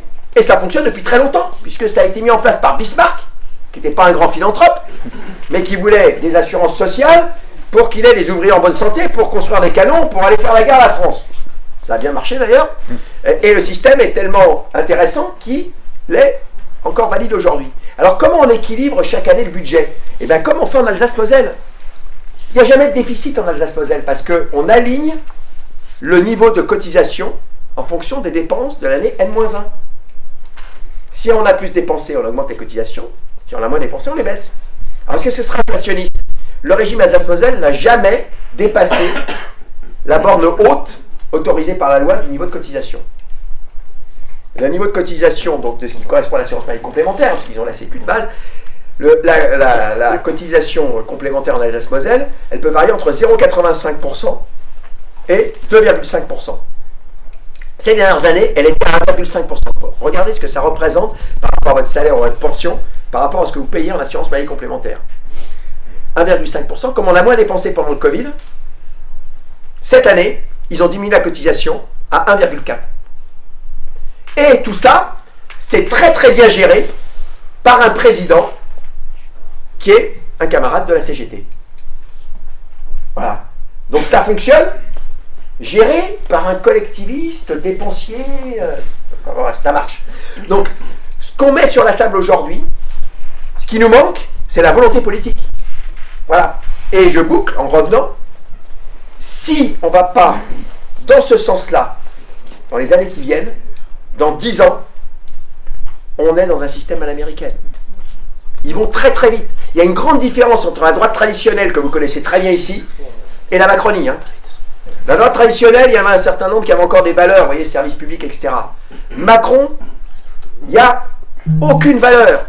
Regardez, un jour, le gars il est ministre, et il dit, oh, je fais du bénévolat puisque je suis payé, parce que le lendemain, dès qu'il n'est plus ministre, il va dans une boîte où il est embauché, parce que il a construit le réseau, il connaît tout le monde, où il est payé 10 fois plus que quand il était ministre. Ils font tout ça. Et je vais vous raconter une petite histoire pour finir, que vous savez, je fais des billets toutes les semaines, je suis présent sur Twitter, là j'ai tweeté ça tout à l'heure, pour vous montrer qui sont les gens qui nous dirigent. On reparle là du cabinet McKinsey depuis ce matin.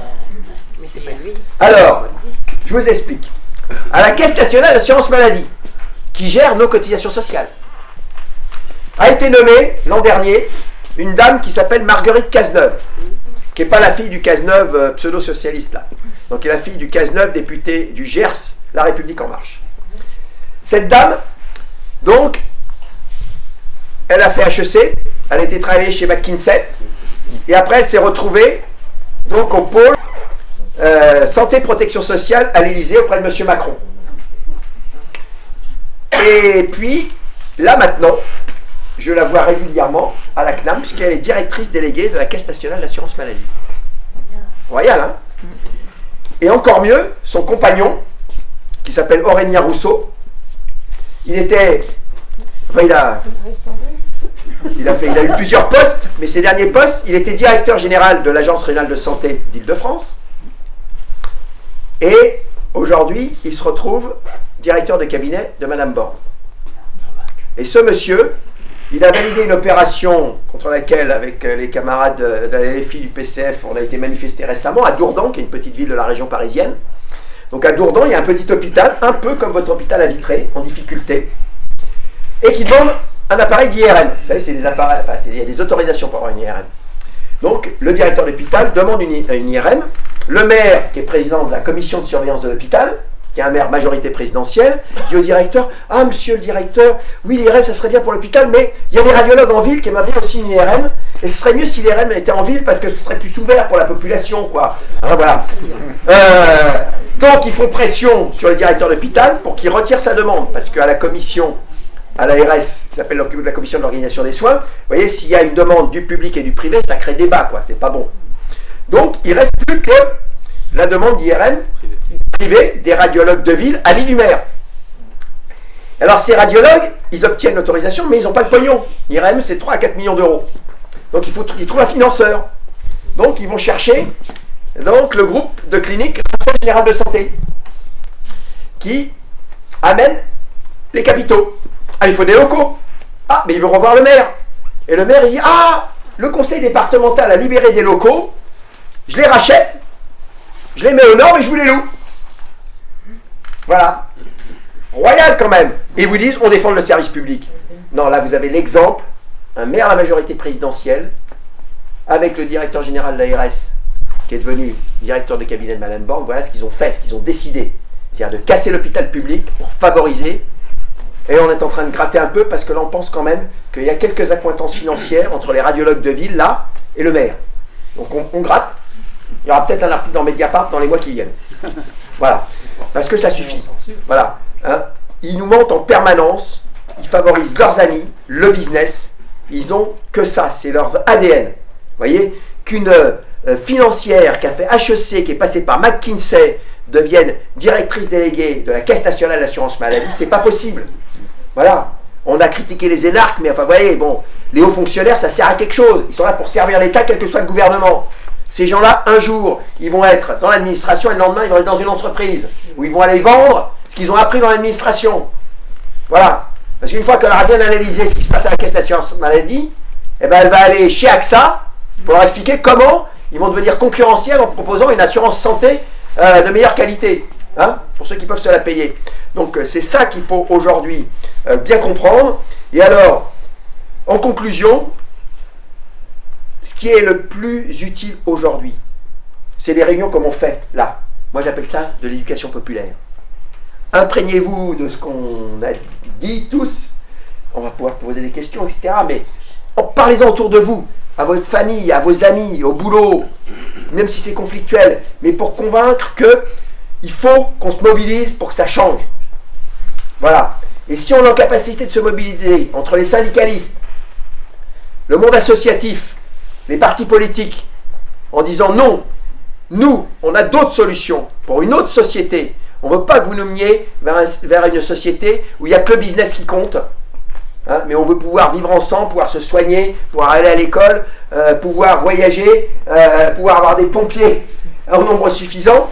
Voilà. Et ça se gagne au jour le jour.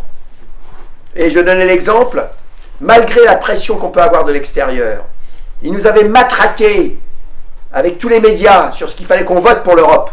Et puis finalement, en discutant autour de nous, on s'est convaincus qu'ils allaient nous baiser la gueule. Il fallait voter non. Et le non a été majoritaire. Et bien on peut faire la même chose aujourd'hui.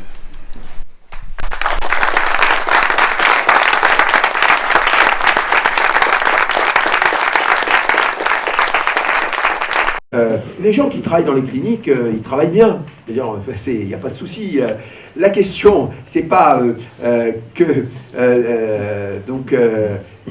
on oppose la qualité de service entre les cliniques et l'hôpital. On dit simplement qu'il y a une sélection du type de service proposé, qui n'est pas le même, première chose. La deuxième chose, c'est que avant ces cliniques étaient la propriété des médecins. C'était leur outil de travail, ils avaient investi, vous aviez le choix entre la clinique et puis l'hôpital, c'était des petits artisans, ça allait bien. Aujourd'hui, ces médecins, ils sont parfois encore un petit peu actionnaires à la marge, mais vous avez des grands groupes financiers qui ont investi dans ces cliniques. Oui. Voilà.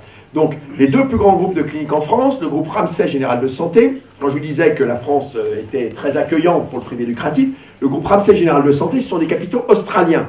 Est-ce que vous croyez que les Australiens, qui ont bien regardé si les sous-marins qu'on voulait leur vendre étaient de bonne qualité, ils viennent investir en France dans le système de santé si ce n'est pas rentable? Voilà. Elsan, qui est le deuxième groupe de cliniques en France, était la propriété d'un fonds d'investissement qui s'appelait CVC Capital Partners, donc qui a investi, et puis qui a restructuré, puis qui a revendu ses parts. Qui a pris la place de CVC Capital Partners, qui défiscalisait d'ailleurs au Luxembourg. Bon, c'est la famille Bettencourt et une société qui émane du groupe AXA. S'ils investissent dans ces structures, c'est qu'il y a du blé à se faire. Oui, oui. Voilà. Donc, il s'appelle hôpital parce que hôpital, pour la population, c'est public. Mais oui. Et donc, il s'institue comme du service public. D'ailleurs, ils disent on fait du service public, sauf que, quand même, là, pendant la crise Covid, qui a assuré la prise en charge des malades lourds en réanimation à 90%? L'hôpital public. Voilà, parce que dans ces cliniques, il y a très peu de réanimation, sauf dans les plus grandes, comme à Saint-Grégoire, il y a très peu de structures de réanimation, et donc ils n'étaient pas en capacité d'accueillir ces patients. Donc ils jouent sur leur image. C'est comme, ils font de la publicité. Alors je vais vous expliquer l'évolution. C'est au moment où ils se sont restructurés, où ces grands groupes sont apparus, donc ils ont créé une structure qui s'appelle la Fédération d'hospitalisation privée. En face, on a la Fédération d'hospitalisation de France, qui représente les hôpitaux publics. Cette fédération de l'hospitalisation privée, c'est une structure professionnelle. En 2010, ils ont adhéré au MEDEF. Et le président de la fédération d'hospitalisation privée, Lamine Garbi, il est à la droite du MEDEF, vous voyez, si c'était à l'extrême droite. Et il se permet de se payer des pages de publicité dans la grande presse pour expliquer qu'il faudrait qu'on lui envoie des malades parce qu'ils coûteraient moins cher. Alors, il manipule les chiffres, parce qu'en fait, quand vous allez à la clinique, à la différence de l'hôpital, vous allez à l'hôpital, vous vous inscrivez, vous donnez votre carte vitale, et puis on vous prend en charge, votre prise de sang, votre scanner, votre hospitalisation, votre intervention chirurgicale. À la clinique, vous arrivez, on vous hospitalise, vous n'êtes pas hospitalisé tout de suite, administrativement.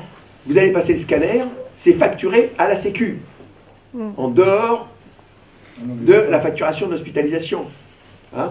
Et tout ça, je veux dire, voilà, je ne vais pas rentrer dans les détails, mais ils ont des facturations segmentées qui font que, quand on calcule bien, ils coûtent plus cher à la Sécu que l'hôpital public.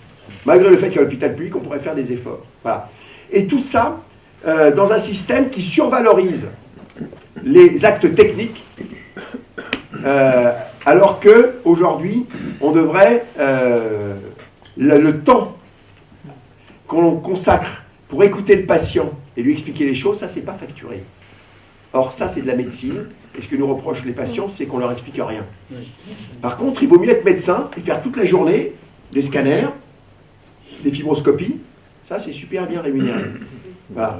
Donc, il faut qu'on sorte de ça, parce que la seule chose intelligente et juste qu'a dit Madame Buzyn, dans toutes les conneries qu'elle a racontées, c'est effectivement qu'on a sûrement 20% d'examens, on appelle complémentaires, qui ne servent à rien, qui servent simplement à facturer de l'acte pour rémunérer plus grassement un certain nombre de spécialistes. Voilà. Et moi, je me bats aujourd'hui avec les jeunes internes, parce qu'ils n'examinent pas le patient. Le patient arrive, scanner. Je dis, tu cherches quoi? Ah, c'est au cas où. Ouais, mais si tu ne sais pas ce que tu cherches, il y a peu de chances que tu trouves. Et puis, si tu n'as pas examiné le patient, et que par hasard, c'est peut-être grave, et qu'il fallait peut-être pas lui faire le scanner, mais l'envoyer tout de suite au bloc opératoire, tu lui fais le scanner, tu sauras pourquoi il est mort. Hein? La médecine, c'est, vous voyez, pourquoi la télémédecine, c'est de la merde? Sauf pour les patients chroniques que le médecin traitant connaît, etc. Vous voyez, pour renouveler une ordonnance, adapter un traitement, oui, ça c'est très bien. Pour de la dermato, vous voyez, il y a des infirmiers, on a mis ça en place en Bourgogne-Franche-Comté, parce que c'est une région où tout est loin.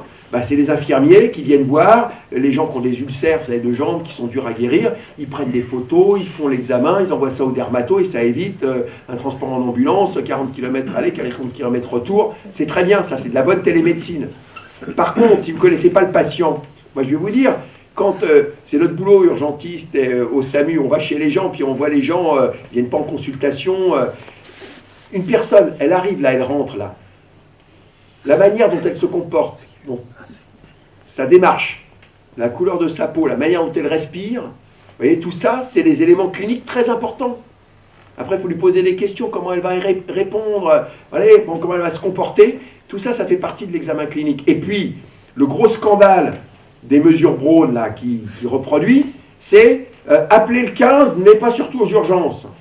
Et ils nous ont sorti des affiches, soi-disant validées par les médecins des ARS, les agences régionales de santé. Vous voyez une personne comme vous et moi, avec des cheveux blancs, donc d'un certain âge, qui sort de douleur, qui sort de douleur et qui se tient le ventre. Même une aide-soignante, elle sait qu'une personne relativement âgée qui sort du douleur et qui se tient le ventre, il faut quand même peut-être palper le ventre et faire quelques examens, ça ne se gère pas par téléphone, ça. Vous voyez? Et on nous présente ça comme campagne de publicité pour dire ne venez pas aux urgences, on régule après le 15. Mais c'est se foutre de la gueule du monde. Vous voyez? Donc c'est pas sérieux. Donc là-dessus, il est clair que le service public, globalement, il a quand même bonne image dans la population et c'est pour ça que les cliniques veulent abandonner le nom clinique et qui peut être dévalorisé, vous voyez, qui renvoie au business, etc. Donc il s'appelle hôpital. Mais moi, ma question, c'était comment ça se fait qu'ils aient eu le droit de s'appeler hôpital? Parce que le nom hôpital ne fait pas encore l'objet d'un brevet. Bah ouais, voilà. Mais non, parce que on n'en est pas encore là. Parce que moi mais avec mes cheveux blancs, je suis pas toute jeune. Et quand j'étais gamine, et même jusqu'il n'y a pas très longtemps, parce que une fois j'ai été complètement saisie de voir Hôpital Sud, ou autre, enfin non pas Hôpital Sud, Hôpital, non, c'est son CHP. Ouais, oui. Et je me suis dit, mais comment ils peuvent s'appeler? De temps en temps, ils marquent hôpital privé. Ouais, alors des fois il y a privé derrière, des fois, mais pas toujours. Mais je trouve que c'est un peu voler le service public que d'écrire ça. Mais on n'a pas déposé le brevet. Bah ouais, mais peut-être que... Moi,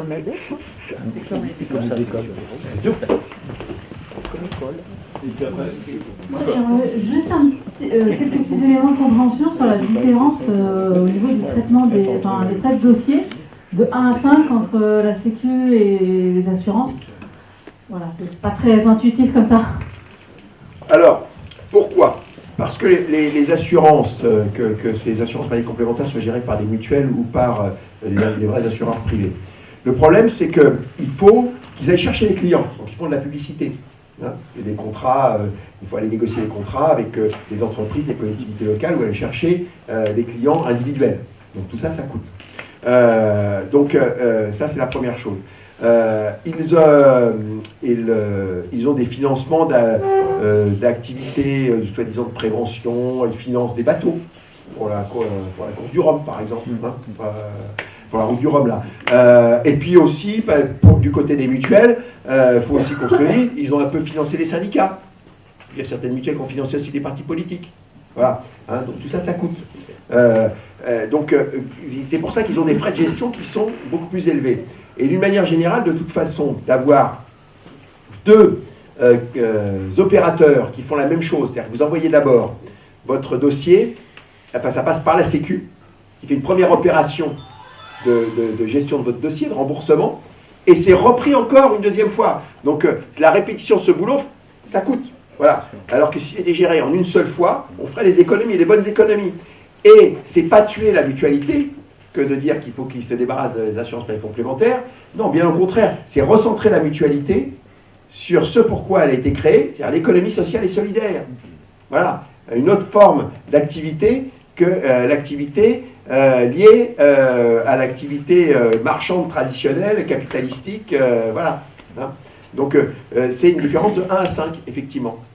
Et une des raisons pour lesquelles le système américain, vous savez, nous en France, on nous dit, on est dans les pays qui dépensent le plus pour la santé. Hein, bon, il y a l'Allemagne un peu au-dessus de nous, la Suisse, bon, on fait partie de ceux à 12%, mais les autres ne sont pas très loin. Hein, bon. On est à 12% du produit intérieur brut, les Américains sont à 18%, avec un système de santé qui est moins bon que le nôtre. La différence, c'est le business. Donc ils ont des coûts de gestion beaucoup plus importants, et puis la rémunération des actionnaires aux différents niveaux des activités, les cliniques, les assurances, etc. La rémunération des actionnaires, elle est comptée dans les 25% là ? Dans les 25%. La différence entre, si vous êtes dans une mutuelle, il n'y a pas de rémunération d'actionnaire, la mutuelle va réinvestir dans d'autres activités. Hein. Si vous êtes chez AXA, chez Generali ou chez Allianz, il y a la rémunération des actionnaires, dans les 25%. Oui, voilà. La différence entre les mutuelles classiques et les compagnies d'assurance, c'est que les mutuelles, au moins, réinvestissent dans leurs activités. Et surtout, ce qui a complètement plombé les mutuelles ces dernières années sur les activités d'assurance, c'est la législation européenne qui les oblige à avoir des réserves bien plus importantes que ce qui serait nécessaire pour alimenter la bourse. Voilà. Ce qu'il faut savoir aujourd'hui, c'est que vous avez des fonds de réserve qui sont énormes et qui sont placés en bourse et qui accompagnent les mouvements boursiers. Et ça, c'est une catastrophe. Voilà. La Sécu n'a pas de réserve qu'elle place en bourse. Hein. La Sécu a de quoi payer elle paye au fil de l'eau. Et elle a, comme tout le monde, ce qui reste sur le compte à la fin du mois, quoi. Mais il n'y a pas besoin, c'est alimenté par un flux continu. La politique de réserve des assurances, soi-disant pour couvrir des risques supplémentaires, c'est pour alimenter le marché boursier. Et malheureusement, dans le marché boursier, vous voyez, moi j'étais administrateur d'une caisse de retraite qui s'appelle l'IRCANTEC, la caisse de retraite des non-titulaires de la fonction publique. On pouvait arrêter de payer, d'encaisser les cotisations et avec nos réserves, payer les retraites pendant 4 ans. Et on les expliquait qu'on faisait de l'investissement socialement responsable en investissant dans la meilleure capitalisation du CAC 40 de l'époque, qui était Sanofi. Alors que Sanofi, dans le même temps, supprimait 4000 emplois dans ses centres de recherche en France. On disait que c'était de l'investissement socialement responsable. On part de loin, parce que la population, tous un jour futurs patients, se sont trop remis au monde médical, dans une situation de dépendance. On faisait confiance aux médecins. Bon.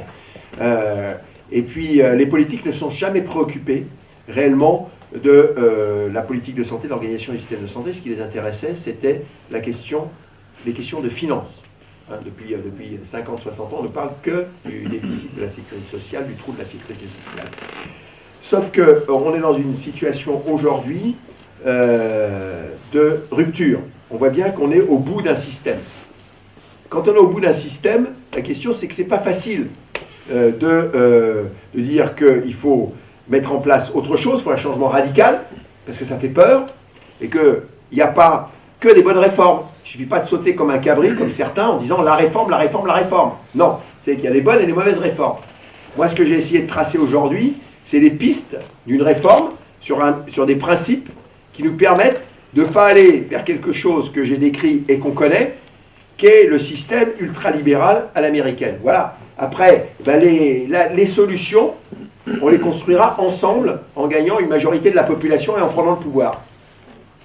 Il faut y arriver. Voilà. C'est pas facile. Nicolas, qui vient de Saint-Malo, nous parlait du bonsoir, Dupré. C'est difficile de parler après Christophe. Moi, je suis venu, je vais pas, rassurez-vous, je ne vais pas être très long. C'est juste pour illustrer un peu la lutte sur Saint-Malo. Alors là, moi, je suis membre de la France Insoumise, mais ce soir, je suis là au nom de la coordination Le Monde d'après, qui regroupe donc des associations, des syndicats, des partis politiques, le NPA, la France Insoumise. Et ce qui s'est passé, c'est qu'on a appris, pas vraiment par hasard, mais vous vous souvenez, après le premier confinement, on n'est pas les seuls, hein, partout, il y a eu une sorte de mouvement, plus jamais ça, enfin, un autre, voilà. Donc on était dans cette mouvance-là, et puis on a appris ce projet de fusion. Alors c'est un projet qui consiste à fusionner les 3 hôpitaux de Cancale, de Saint-Malo et d'Dinan, de construire une sorte de plateau technique ultra sophistiqué. Et comme l'a très bien décrit Christophe, derrière, c'est construire des hôpitaux de proximité, mais c'est un abus de langage total. C'est-à-dire que ce seront des cellules, des EHPAD améliorées. Et donc, voilà, par exemple, nous, c'est la 7e région de santé. Et en fait, vous avez ce qui est dans la zone rouge, là, c'est tous les gens qui seront à plus de 30 minutes des urgences. Voilà. Ça fait du monde quand même. Voilà. Alors, quand on a découvert le projet au départ, nous, on est des citoyens, on n'a aucune compétence particulière, on n'est pas médecin, on n'est pas... Et donc, on s'est dit, il faut enquêter, il faut essayer de voir qu'est-ce qui se passe. Alors, avec mon complice Alain Jodot, du Parti Socialiste, du PES, on est allé faire des petites vidéos, on est allé voir des syndicalistes, on aurait bien voulu voir des usagers qui siègent au conseil d'administration, par exemple, de l'hôpital de Saint-Malo, mais là, par exemple, on peut pas les avoir. Conseil de surveillance Ouais. d'administration. C'est vrai, conseil de surveillance. Et en fait, on a été très surpris d'une sorte tout de suite de résistance. Même ces associations ont refusé de nous parler. Les syndicats, oui, syndicats de salariés, ça c'est très bien passé. Et qu'est-ce qu'on a découvert? On a découvert qu'il y avait un projet, et avec un document qui est rédigé par un haut fonctionnaire qui s'appelle Cuesta, qui n'est pas à son coup d'essai, c'est sa spécialité, il fait ça un peu partout. Et en fait... Un cabinet privé. Ouais, un cabinet privé. Et donc, en fait, ce document, il est public. Donc, on a demandé à pouvoir le consulter. Et tout de suite, on s'est aperçu que voilà, c'était pas possible. Les travailleurs de l'hôpital non plus. Et on a découvert qu'il y avait quand même, autour d'un projet qui concerne quand même la santé, la démocratie, une opacité qui était quand même assez inquiétante. On a fini par nous fournir un document d'une 20aine de pages, et on ne construit pas un hôpital. Alors vous dites, tu as dit 30 millions pour Vitré? Voilà, pour Saint-Malo, c'est 500 millions. De rénovation. Ouais, et nous c'est 500 millions. Alors, voilà. Et bien pour 500 millions d'euros, un document de 20 pages, c'est quand même un peu juste quand même. Voilà. Mais ça montre le mépris. C'est-à-dire qu'ils se sont dit, mais ceux-là, on va leur balancer un truc, et puis un os, et puis... Alors voilà, là, ils sont tombés un peu aussi sur un os. On était très vexés, parce qu'on s'est vite rendu compte qu'on se foutait de nous. Et alors, de l'analyse, on s'est dit, on va essayer de construire des outils. Et on a mené une grande enquête sur le terrain, parce qu'on s'est rendu compte que l'ARS, finalement, faisait des enquêtes de terrain où il y avait, par exemple, 200, 300 questionnaires. Et on les a fait. On a fait donc le travail nous-mêmes. On est allé, on a fait rédiger un questionnaire de santé, puis on est allé le valider. On a fait une petite application. Et le résultat, c'est que ça va plutôt dans notre sens, le résultat. Alors, on a publié un document. Voilà le document de plusieurs pages. Et puis on s'est dit également que une enquête c'est bien, mais il faut aussi qu'on se forme, alors on a fait venir M. Koudam, qui nous a amené la soirée à Saint-Malo. On a fait venir M. Cohen, tu connais, non? Oui, voilà. Et puis on s'est auto-formé. Voilà, alors ça fait quand même combien de temps? Ça fait maintenant 2 ans, hein, 2 ans que ça dure. On a beaucoup appris, vraiment. Et je pense que on n'est pas un exemple, moi je ne viens pas là pour dire que c'est ce qu'il faut faire, mais en fait on s'est rendu compte que finalement les compétences elles sont là. Et en fait cette opacité elle peut être levée. Ceux qu'on a en face là, c'est parfois assez troublant, ce sont des colosses au pied d'argile. Ils paraissent impressionnants, ils ont des structures, etc., mais ils prennent vite un peu peur. Voilà. Alors aujourd'hui, après 2 ans de lutte, 1 an et demi, on a maintenant des élus qui nous soutiennent, le maire de Lambalet, et puis d'autres maires qui sont avec nous. Et puis ça avance, hein, c'est un peu long. Quand vous posiez la question, monsieur, ça prend du temps. Et la réunion de ce soir est importante. Nous, c'est un peu aussi comme ça que ça a commencé. Quand Christophe est venu, quand on a commencé envisager les choses, finalement à se dire qu'on n'est pas si bête que ça, qu'il y a des solutions. La venue de Christophe Prudhomme à ce niveau-là était très importante. On avait un peu le moral dans les chaussettes parce que quand on creuse, on découvre des choses compliquées, c'est pas possible. Et quand tu es venu, je me souviens très bien, ça a mis de l'énergie à tout le monde. Mais oui, effectivement. Voilà. Donc, c'est possible. Alors, sur Saint-Malo, la situation à l'heure où je vous parle, elle est compliquée parce que ce projet de 500 millions d'euros, on n'en voit pas tellement le financement. Voilà, il voulait aller très vite, il voulait que ce soit fait avant la législative, ça ne se fera pas aussi rapidement. Et donc, on voit bien que ça branle dans le manche, et ben, donc c'est le moment, il faut y aller. Et donc, on organise une manifestation lundi prochain, rendez-vous à 14h sur la dalle du Colombier. Et l'idée, c'est de faire pression sur la RS. Et donc, là aussi, on commence à gagner aussi, vous voyez, en s'organisant, en créant les outils, en montrant qu'on peut avoir, on a des solutions alternatives. Qu'est-ce qui se passe? C'est qu'on finit par ouvrir des portes. Les maires nous rejoignent. Je pense que ça a joué, le fait qu'on ait travaillé. Et puis aussi, les officiels. Là, on va être reçus, c'est ça, on est reçus officiellement par la RS lundi. On va être reçu par le maire de Saint-Malo, celui qui nous a donné les 20 pages en se disant cela. Il faut... Vous avez déjà 12 pages, il manque plus de pages et vous avez un projet alternatif. Tiens, bon. On va être reçu par M. Burton, le maire de Saint-Malo. On va être reçu par Didier Le Chien, le maire de Dinan. On va être reçu, moi, Alain, il y a un troisième rendez-vous qui est prévu. Je ne sais plus. Voilà. Donc, ça y est, je pense qu'on tient quelque chose. Moi, je pense que c'est juste pour vous dire que finalement, c'était peut-être compliqué il y a quelques années, mais je pense que plus ça va aller, et plus, en fait, on va s'approprier ces questions-là, et on va y arriver, quoi. Voilà. Donc, rendez-vous.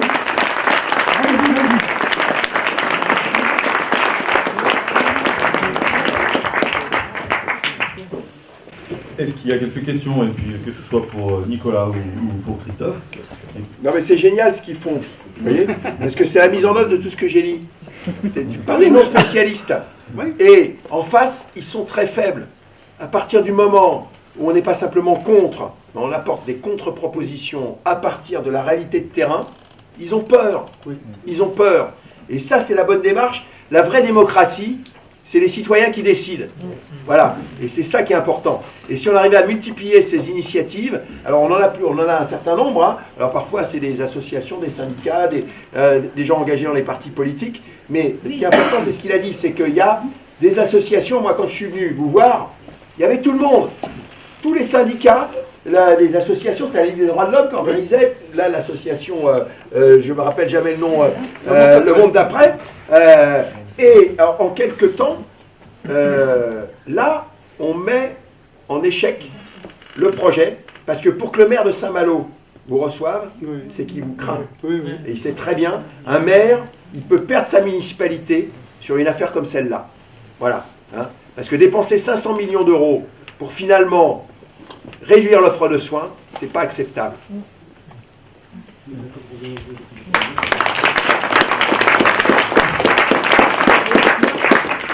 Moi je suis de Dinan à la base, et l'hôpital de Dinan, ils l'ont laissé arriver à l'abandon en fait. Très clair, j'étais encore il y a 3 semaines. C'est vétuste, c'est complètement abîmé.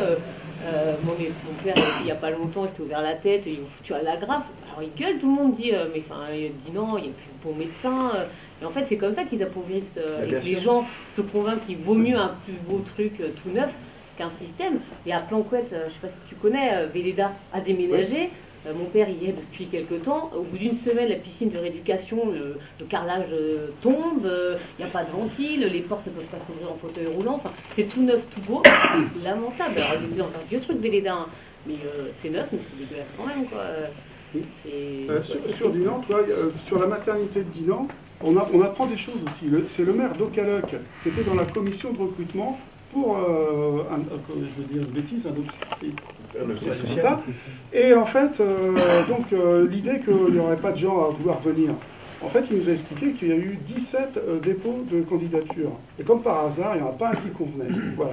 Ça, c'était... donc, en fait, comme le disait Christophe, il y a une volonté politique de tuer le service public. De tuer le service public. La maternité, enfin, elle n'existe plus à Dinan, mais il y a toujours les suivis de consultation.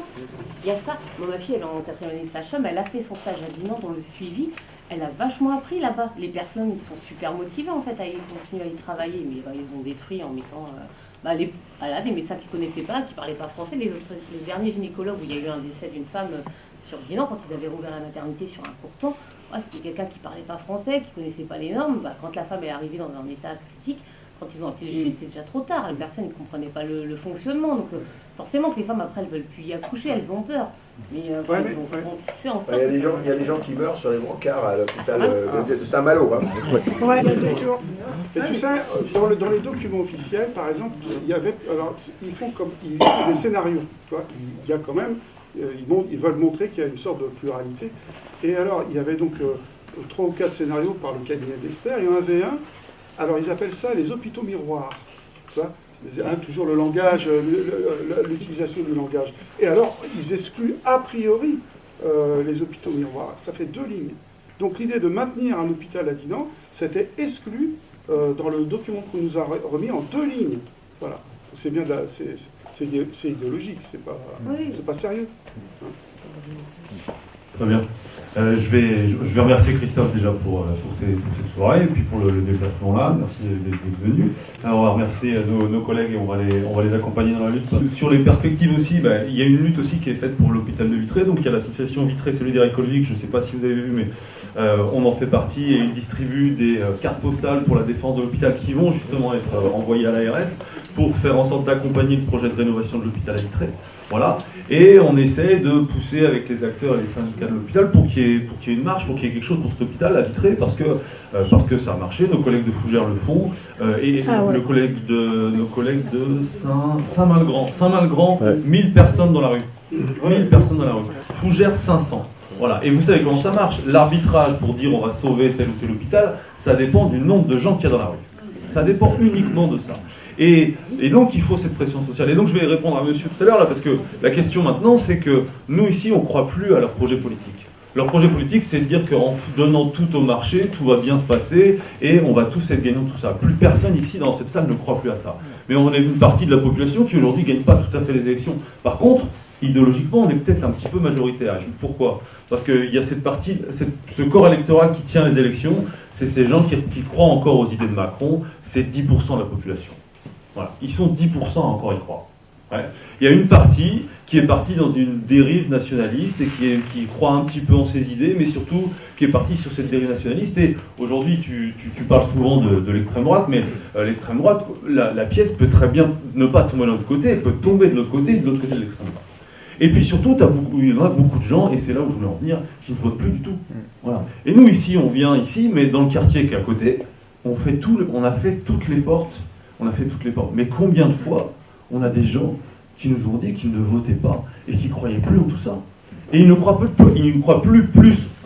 pas plus en nous qu'en quelqu'un du Front National. Ils ne votent plus du tout. Et c'est ce que tu disais tout à l'heure, tu l'as dit à la Fougère, c'est que toi qui es en Seine-Saint-Denis, on est parfois sur des générations, ça fait 2 générations que les enfants vivent moins bien que leurs parents. Voilà. Et donc ils n'ont plus de croyance en un projet politique. Et on a des gens ici qui n'ont plus de croyance en projet politique parce que les services publics ici ont disparu près d'ici. Avant, les gamins avec le centre social, ils partaient en colo, ils partent plus en colo. On avait un certain nombre de services publics qui venaient, la médecine, etc. Et ça n'existe plus. Et donc il n'y a plus cette croyance-là. Et ils n'ont pas l'idée que nous, on va ramener cette croyance et on va ramener ce projet politique. Donc c'est pour ça qu'on se bat. C'est pour ça qu'on essaye de continuer à se faire. Et donc on va continuer sur ces actions sur la santé. Et on va beaucoup parler d'autres choses bientôt. C'est que là, il y a un autre projet politique, il y a un autre combat à mener. Il y a des gens qui nous ont rejoints. Parce qu'il y a une entreprise à Vitré qui va fermer. Et on va virer les gens du jour au lendemain en leur disant rien du tout. Vous prenez le chèque, vous partez. Parce que Macron a dérégulé complètement le licenciement. Donc on va bientôt parler de ça. Les gens viennent nous voir et nous disent on est complètement démunis. Parce que les syndicats qui existaient avant, nous on ne sait pas. On ne sait pas ce que c'est qu'une heure de vie syndicale, on ne sait pas ce que c'est qu'un délégué syndical, et aujourd'hui on m'amène un plan de licenciement, et on me dit vous signez, de toute façon du boulot à Vitry, il y en a plein. C'est quoi l'entreprise ? Ah, c'est secret ? Mais on va le dire autour d'un pot, si tu veux. Je voudrais juste en profiter justement rapidement, parce que nous, on est un petit peu sur tous les fronts quand même, avec Gilles, avec les copains, tout ça. Jeudi prochain, on sera encore en action, du coup, au cinéma, à Vitré, où il y a le film de Gilles Perret qui passe, reprise en main, où justement, là, c'est le monde du travail, la finance, etc. Les fonds de pension et tout ça. Et j'aurai l'honneur, du coup, en tant que représentant de Fakir pour l'île et Guyenne, d'animer le débat. Et donc, venez nombreux. Voilà. Merci, Caro. Jeudi prochain. C'est 20h. 20h. Donc vous nous donnez 3 minutes, on installe 3 tables, on a quelques pots à boire, et puis si vous avez des questions, on peut discuter directement. Merci. Non, mais je voulais dire quelque chose. Oh, Lynn. Oh, moi, je suis chiante. Hein. Ah oui, on savait. Mais bon. Alors, ça marche pas. Mais je parle fort. Ouais. Alors, ça va faire 2 ans, très exactement. C'était l'anniversaire de mon petit-fils, je me souviens. Le 10 décembre, il y a 2 ans, nous étions tous devant l'hôpital avec des couvertures de survie pour manifester contre la fermeture des urgences. Donc, ça sera encore l'anniversaire de mon petit-fils. Et ça peut être un anniversaire. Et ça peut être l'anniversaire de la manifestation. Ah, bah, tout à fait. Très bien. Bah, t'as bien fait de parler. Ah, je dis pas que des conneries. Merci.